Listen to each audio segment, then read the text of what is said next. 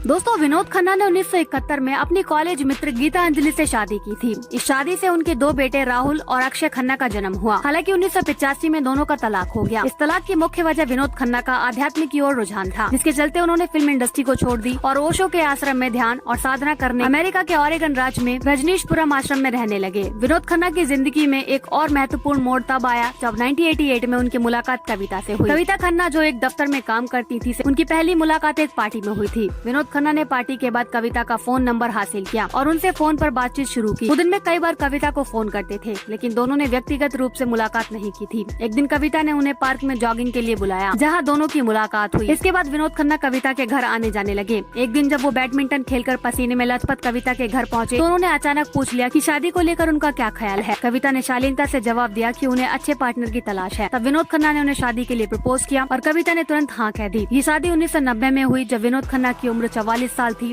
और कविता की उम्र 28 साल थी। कविता ने शादी के लिए अपने घर परिवार दोस्तों की सलाहों के खिलाफ जाकर ये कदम उठाया। उनके परिवार ने इस रिश्ते को लेकर आपत्ति जताई थी, लेकिन कविता ने विनोद के साथ अपना जीवन बिताने का निर्णय लिया और विनोद खन्ना और कविता के 2 बेटे हुए। कविता ने सौतेले बेटों राहुल और अक्षय खन्ना के साथ भी अच्छे रिश्ते बनाए। कविता ने एक इंटरव्यू में कहा था कि उन्होंने परिवार और दोस्तों की सलाहों के खिलाफ जाकर ये शादी की। हालांकि 2017 में विनोद खन्ना का कैंसर से निधन हो गया। हालांकि कविता का अपने सौतेले बेटों के साथ भी रिश्ता बहुत अच्छा था।